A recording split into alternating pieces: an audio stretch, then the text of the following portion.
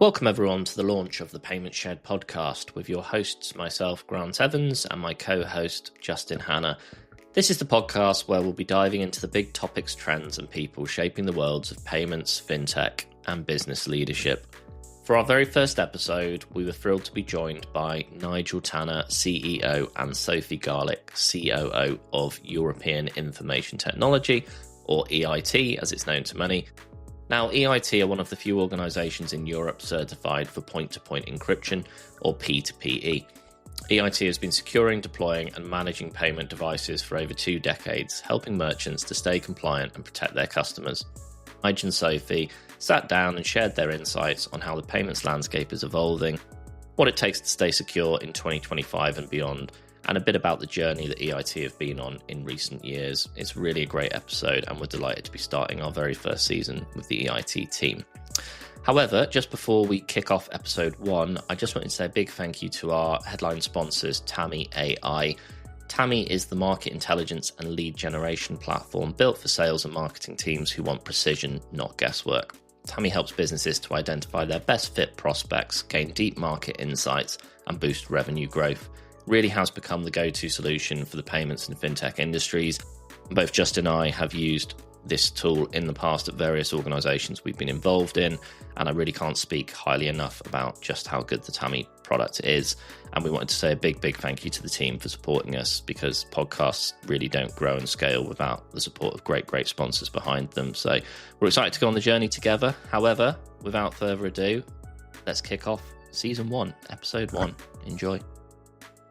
We are delighted to be joined today by Nigel Tanner, CEO of European Information Technology, and Sophie Garlick, COO of European Information Technology. Welcome, guys, to the podcast. Please, can you Thank you. give us a brief introduction to yourselves? Should we start with yourself, Nigel? Yeah, of course. So I'm Nigel Tanner. I'm the CEO of EIT and Blue Scorpion Group. My primary role, I guess, is to look at the strategic path of the business and where we go. I try and build out my relationships with the larger acquirers and ISOs to understand what their pain points are really, and to try and innovate that into our technology to provide them a better service. I'm Sophie Garlick, Chief Operating Officer at EIT, and predominantly my role is everything operations. So ensuring that all of our processes are documented, streamlined. I sit with every department to make sure and listen to what their pain points are and what we can take away and how we can improve. And overall, for me, it's the smooth running of our company. So that's what I do every day. Everybody needs a Sophie, by the sounds of it, right? I'm not sure what we'd do without Sophie. But... And your journey as a business is really interesting. You've kind of gone from being a customer to a vendor, and now really, market leader in the UK for what you guys do. So, Nigel, we maybe just jump into the background of EIT, how it came about, and how you kind of started on that journey. Yeah, so I mean, I've got 27 years payments experience. I started in payments in January 98 at a company called ComIdea. They were very well known for their gateways and payment solutions. It was a blast from the past. And we sort of moved into 2003 when Chip and Pin was released, and then obviously formally launched in 2006. And we kind of needed to find a partner that helped us recognise our revenue quicker, because it was very easy to install software on till systems and get it deployed really quickly and easily. But what we found is that when we moved to Chip and Pin, we needed a physical installer. So we met EIT back then through one of our mutual coffee chains that we do a lot of work with. And EIT did such a fantastic job. That's how we kind of met. So when Verifone then subsequently bought Point and ComIdea, I moved to EIT as Sales and Marketing Director in 2012. And then subsequently bought the business in 2017. So that's kind of where the journey started. So I came over to EIT with my payments head on, if you like, to try and help them move more into the retail space, doing more installation work for what are our competitors now. Nice. What do you think was the kind of the hardest piece from moving from a vendor to more of a supplier itself? I'd probably say like having to wear different hats. So from going to supplying that service, so we now need to make sure that we're ticking all the boxes that we sort of needed ticked predominantly in the past. I'd probably say for me is wearing all those different hats and sitting as each individual element throughout that journey. It's how you then can manipulate that, I'd say. And with Blue Scorpion having worked with EIT before, you obviously go through that acquisition process, like how did the Blue Scorpion business shape the new direction of EIT after that acquisition? Yeah, I mean, ultimately, the reason I built Blue Scorpion was to do everything hand in hand with EIT. And the purpose being is I wanted to do a management buyout of EIT. I built Blue Scorpion to do everything like payments and ISO. We did PCI compliance products and services. But of course, everything we did, EIT needed to install. So that's how we sort of brought over our payments knowledge to EIT. And as I mentioned, in 2017, Blue Scorpion bought all of the shares for EIT. And that's how we kind of took it over. Very good.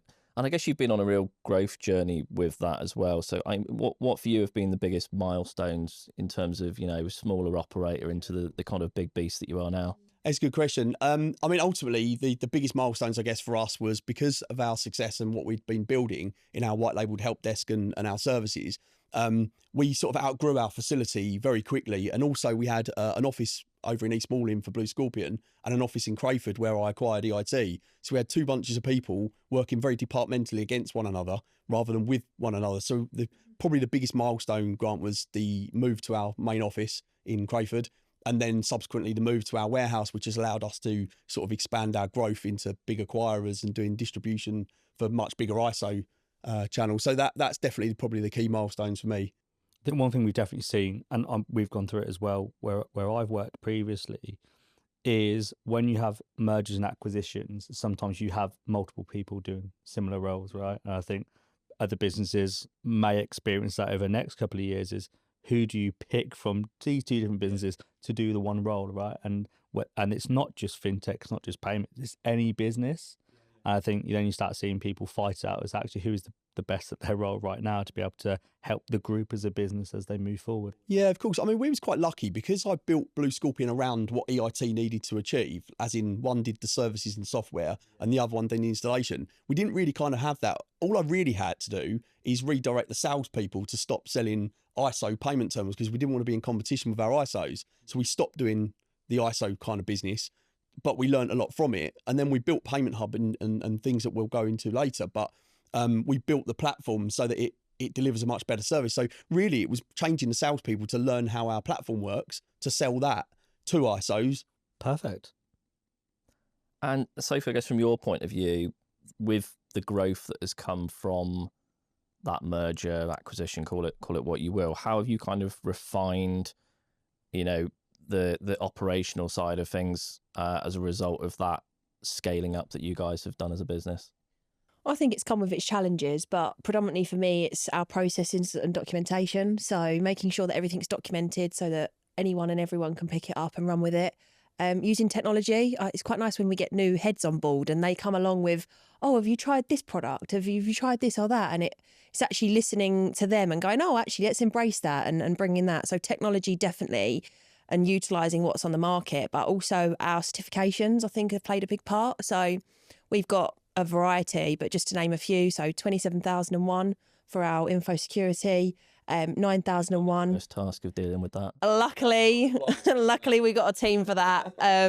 Yes, very tedious, but as a senior leadership, we have to be fully aware of it because they come in and quiz you. Approval though, right? Like there is a lot of merit that comes to having that. Let me tell you, during COVID, I had to take over 9,001 because we left things to the rather last minute. And I sat up until 3 o'clock in the morning finishing the documentation. And I was like, we need to employ someone to do this. Yeah, absolutely. Yeah. So we got 9,001 as well for our quality. Both of them provide such a good framework to work towards and a clear set of rules, if you want to call it that, to really adhere to. We've got cyber essentials. So for our data security, I think that's a good one. We've also got Safe Contractor. So all of our engineering team that are out on the road. So side of our payments, we've got a suite of engineers driving across the country. So Safe Contractor keeps them in check with our health and safety and whatnot. And then lastly, our P2PE. So our whole facility is P2P approved.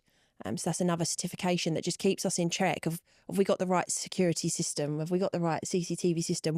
What do we need to operationally improve to make sure that we're ticking those boxes? Do you think there was a bit of a pivot as well going from more like the B2C side? You talk about stripping out your ISO business because ISOs then become your customers, but then you're very much pivoting from B2C to B2B. How did you kind of handle that as an operations team as well, dealing more with partners than the end merchants anymore? I think we've had to sort of change that up a bit. So our account management style, making sure that we've got sort of set MI pack templates to hand out monthly, I think has been key, rather than having that sort of ad hoc phone call type relationship. It's definitely more structured process now. We have monthly meetings with them all.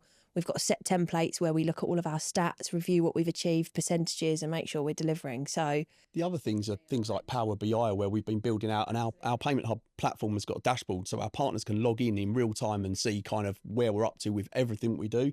So we've kind of adapted our knowledge from knowing what we did as an ISO into knowing their pain points, listening to their pain points, and adapting the platform to, associate itself to that, really. I think as a buyer as well, when you're working with somebody like an EIT that has an understanding of your pain points, it makes life a lot easier to be able to then sell to them as well, right? Well, sales becomes natural, doesn't it? Because you're no longer, you're consulting rather than selling, aren't you? You're finding a solution to their problem. And I think that's kind of, we're not a sales-led business.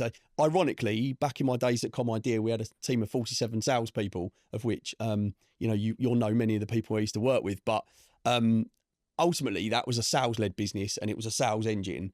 It was really difficult for me to grow and build a operational type business and make it operational led, which is why Sophie runs the main of the operational teams from engineering, logistics, and help desk. So for me, it was like, well, there's only a few salespeople in our building, because we don't really need to sell. The product should be selling itself. And that's the difference. Nice. And when you talked about consistency there, what do you think from an EIT perspective it takes to actually deliver that consistency kind of to your customers and future customers as well? I think for us, it's all been around our technology. We are very innovative in the way that we work. We've built APIs. We try and remove human error.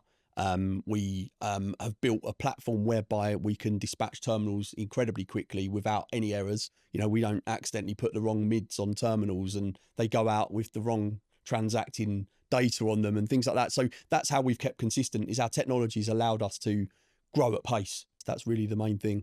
And you've mentioned Payment Hub obviously a couple of times already, and I think that, the way I see it, that's kind of the jewel in the crown of your business, right? So what were the frustrations that led to you building Payment Hub in the first place? So for me, again, it comes down to that learning journey. When on Blue Scorpion, we were going out, and Harry, our sales guy, is fantastic, and he was cold calling at the time. He'd just come new into a sales role from a recruitment agency, and he was out banging phone calls out and making sales. And then the frustration came where we didn't know where that terminal was. So we would go out to one of the distributing parties, and we didn't know where it was, when it was configured, when it was going out. So we'd phone 3 days later still going, hey, where's my terminal? And then when it did go out, it went out with the wrong collateral. It went out with someone else's logo. It went out with the wrong mid.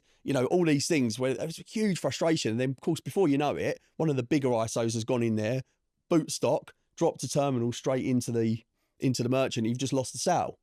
Thank you for that, Mr. Distribution Chain. So it's all of those learnings that we've taken and put into our platform to enable ISOs to do it really quickly and efficiently and know in real time where their data is and their terminal is. I think it's quite a big thing there as well. You mentioned around, you can have salespeople that are calling prospects all the time and doing the sell, but the sales to service model is so important in one, what you're promising the customer, to actually delivering on that. And it sounds cliche and it sounds cheesy, but as a business, you want to be able to make sure you're giving the tools to your sales team and they're delivering on the promise that they've sold, right? So you mentioned there, how can we stop any issues from a customer going live after the first initial conversation?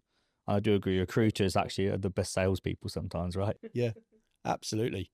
And Sophie, from your point of view, again, probably with the operations hat on with this, what makes the Payments Hub special for you and the ops team? There's loads of things really, I suppose. But for me, it's, I guess if we think about the main aim of Payment Hub, it's for the smooth dispatch of payment terminals, right? That's the sort of main aim, aside of everything else it does with its abundance of features.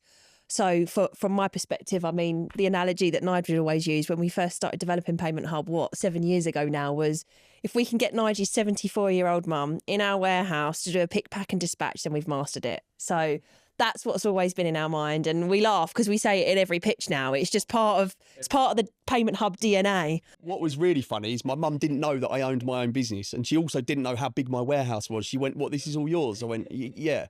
Oh, but yeah, she could pick, pack and dispatch. You can't accidentally pick the wrong product. You can't accidentally put the wrong SIM in it. You can't accidentally do anything. Even if you picked up a different ISO's terminal, the platform will go, "You've picked up the wrong stock." or you've picked the wrong model up and it's got the wrong, it's not got Bluetooth in it. So it absolutely has done that, hasn't it? Yeah, absolutely. We've made it, excuse the word, but idiot proof. Yeah. You know, we've tried to make it so that you cannot get a terminal out wrong. If it goes out wrong. Interesting, because I always get feedback and hear feedback where wrong terminals have been sent. It drives you mad, and it must drive the ISOs mad, and it certainly drove us mad at Blue Scorpion at the time. So, like, you know, really for us, it should go out 100% of the time, every time accurately. And there's more kit out there than ever before, right? And a lot of ISOs in the market will not just use one manufacturer. They probably lean into having a whole suite of different hardware solutions. So that must come with some complication for you guys as well in terms of the different types of kit. I'm just envisioning, like, do you have packs here and Ingenico here, Verifone? Like, how do you split that up? No, I mean, that's what makes us unique, I think. That whole agnostic approach, Grant, is kind of where we came from. I mean, if I take back from my days in ComIdea again, you know, we was very, very good at what we did. We had a low-cost solution. We had fully integrated into ISV platforms and services, and we kind of did it with one terminal manufacturer, was Verifone at the time. But we grew into a massive, massive company overnight from doing that. So now we've got 5 or 6 terminal solutions, and we are working with all the ISVs, all the main acquirers, and most of the partners. It's opening up a huge channel of opportunity, but the beauty is they got the same help desk and the same phone number answering the questions. So you phone up every day as that merchant, and it just halts attrition. You know, the ISOs and the partners can then go into, you know, knowing that they can put a new platform in as the technology is changing and growing for the merchant, and they're outgrowing it and they need omnichannel. You know, we can now provide them that platform. But what makes it really simple is we take away that legwork of learning the product and supporting it, and haven't then got 5 support numbers to call. You know, you can have a mixed estate and grow with the technology. And so from an ops perspective, how do you find it dealing with different partners on the terminal side? It seems to happen quite smoothly, to be honest. So the whole way that the platform's designed is just so that we can seamlessly deliver. So if a merchant calls into a help desk, our help desk are all multi-skilled to start with, so it doesn't have to be routed to a certain team. They're all aware of that. But for example, if they've got an issue with their terminal, the different brands allow us to either remote in and take control of it, or we walk the merchant through it. If a swap's needed, the help desk team will carry out that swap whilst the merchant's on the phone. And I'd probably say 95% of the calls are still ongoing, and that swap is already in our logistics queue being picked and packed and out the door. So as long as it's before cut-off, it goes out. And then operationally, we've coded the system to create an automatic return. So then at that point, our logistics team know that they're expecting a return back from X merchant. It's this terminal type, this model number, and it's for this ISO or partner or merchant. So then that way, when all these terminals turn up via DPD or whatever at the end of any given day, we know exactly what order they relate to, and then they can follow the exact loops that we need to get them to partner feedback on to kind of define your roadmap as well. That is our roadmap. Absolutely. Yeah. I mean, we get a lot of feedback from our staff internally. So, you know, the teams that use it, Help Desk Logistics, they live and breathe in Payment Hub effectively. So we do get a lot of feedback from them. It'd be really great if, you know, some simple things like if that button was over in this corner, we could do it more efficiently. Absolutely. We take that on board. I think before we embark on any development, we always look at like a SWOT. So we look at strengths, weaknesses, opportunities, threats. If we was to go on and develop a whole new reporting section for argument's sake, we would internally make sure, well, what is that going to bring to the table for Payment Hub? What strengths is that going to give our partners? What's the weakness of that? Are we giving over too much detail, or is that report actually needed? So we make sure that we develop everything with everyone's feedback in mind where possible. Is there an opportunity in the market right now where you guys think as a business you could be doing something different? I think for us, it's more around the ISVs at the moment. I think what the ISOs and the merchants are looking for is integrated solutions with as much technology as possible that can fit. So the Android platforms have fit really, really well with our business model and our agnostic approach. So yeah, I mean, I think we just need to continue building out our product set so that we enable merchants and partners to make the choice. I hate the thought of forcing someone down, you know, a particular terminal brand. I like them to make the choice. But ultimately, we're back in our days of making sales to people like, let's say you take a high street retailer and they're looking at multiple different EPOS systems. Well, the beauty is at ComIdea, we always won the deal because we was integrated to all of them. So that's kind of where we're trying to put EIT so that it makes them get the choice. They've got the stickiness with their partners and their merchants. ISVs obviously want to have different terminal options. It's growing so fast, technology, that, it's really hard for the ISVs and the ISOs to keep up with it. So for us, it's about, if we take away that pain, make it available in Payment Hub, all you've got to do is place an order. Where Payment Sense did well back in the day, even when they were kind of in their early stages, they really lent into getting as many of those EPOS providers hooked into their kit as possible. Yeah. And like, having dealt with EPOS providers over the years, they tend to make a decision, and then that's the final decision they'll make for a few years, right? So it becomes a little bit of a closed ecosystem. So I'm interested to think, just to ask you on this as well, like, something we talk about a lot on the show, guys, is build versus buy, and I think that's pretty relevant to you guys when you sell to ISOs and acquirers predominantly, and you could argue that they're companies that could potentially build solutions themselves. So why is it that you guys have been so successful selling in that market, and that they lean into the EIT relationship rather than kind of building some of this stuff in-house? Really good question, Grant. I mean, ultimately, it's because we've obviously been there as an ISO in the past, so we kind of know a lot of their challenges, and because we listen to what many of the ISO, we've got 190 plus ISOs that we work with, so we get feedback from all of those. So we've kind of built the technology, what some of them won't have even experienced as a problem yet. So, things like the automation. I mean, like I said earlier, we can pick, pack and dispatch one of the terminal brands in 3 seconds. Then all we've got to do is a test card transaction, put it in a bag and make sure the right logos are on it. So, some of the things that we've done and the lessons that we've learned and the other ISOs have learned, we can put into the technology that they need. So, why do it yourself and then learn the hard way? Why don't you use a platform, a bit of technology that's already been built and proven?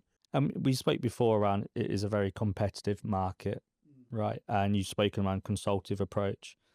If you were to become a merchant yourself, again, rewind in time, how would you approach kind of going to market? That's a really good question. I mean, it's a tough one, right? Because I think a lot of high street retailers now are probably getting a little bit fed up with door knockers. I think they're all getting a little bit fed up with 105 ISOs coming in a week to try and pick. So I think if I was a merchant, I'd probably go and talk to my acquirer, because it's the trusted partner. That's my honest opinion. I think I'd go and talk to my acquirer and I'd trust what they tell me is available. Which is kind of interesting based on the news of AIB being AIBMS being acquired by Fireserve. It's the same thing, right? The excuse that everyone used in Ireland was we trust our acquirer.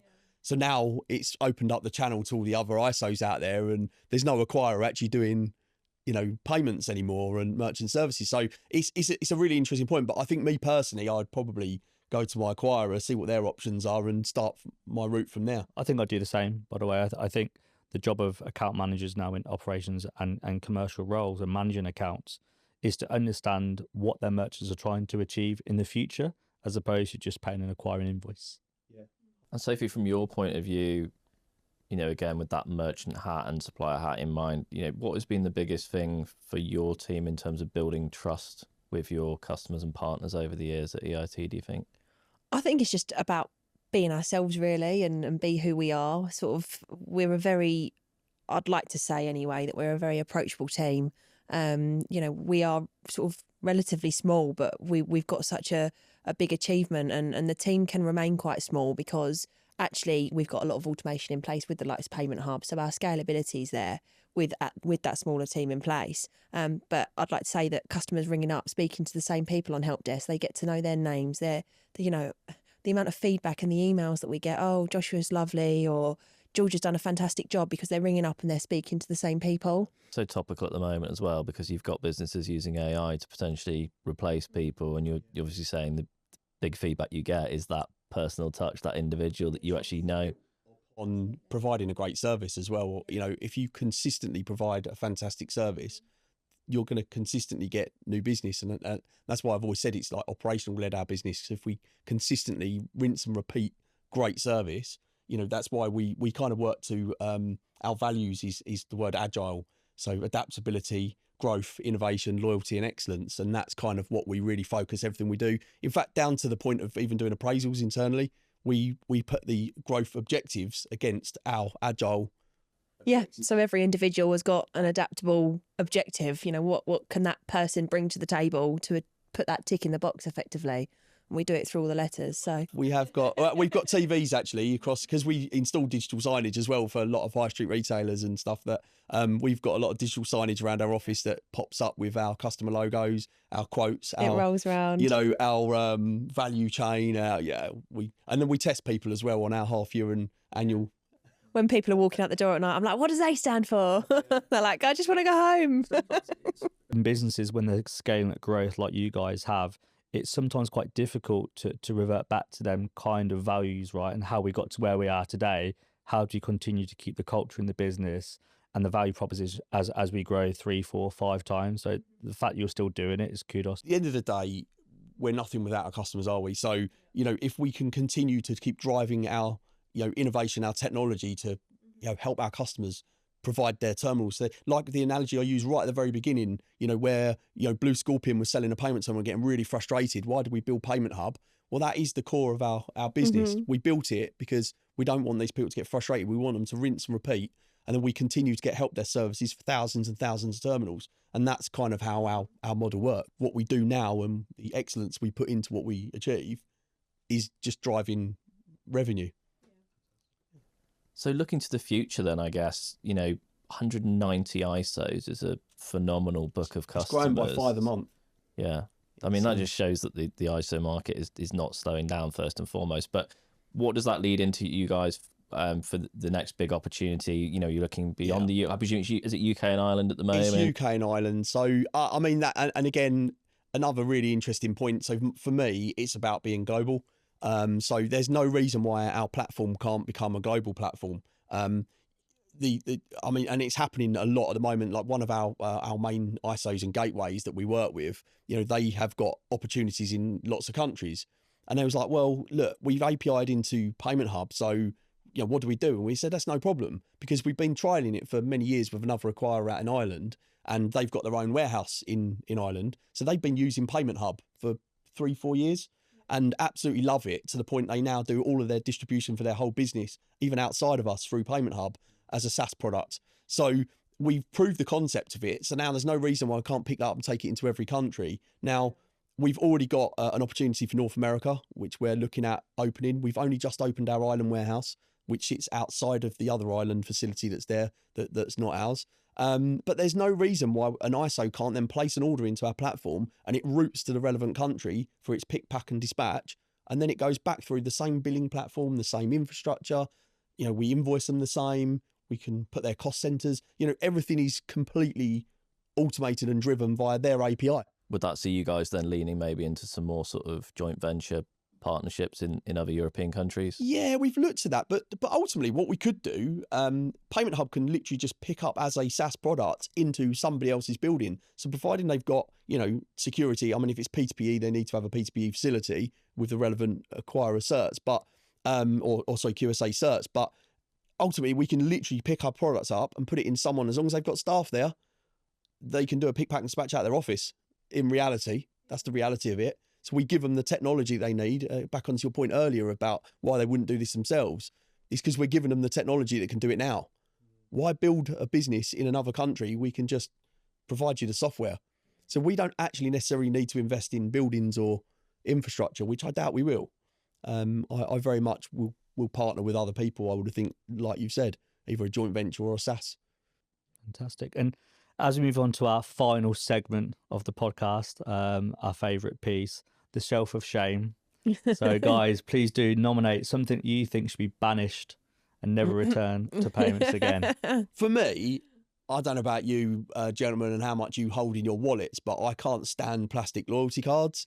I think we should shelve plastic loyalty, because you've got so much great digital wallets and technology out there, like, the likes of Zeal, that uses your card and tokenizes it and says, every time you use that card, you're going to get your loyalty and you're actually going to redeem it because it's prompting you on the device. Whereas a plastic loyalty card, like, you just don't remember to use your card. So that's, for me, that's the one I would shelve.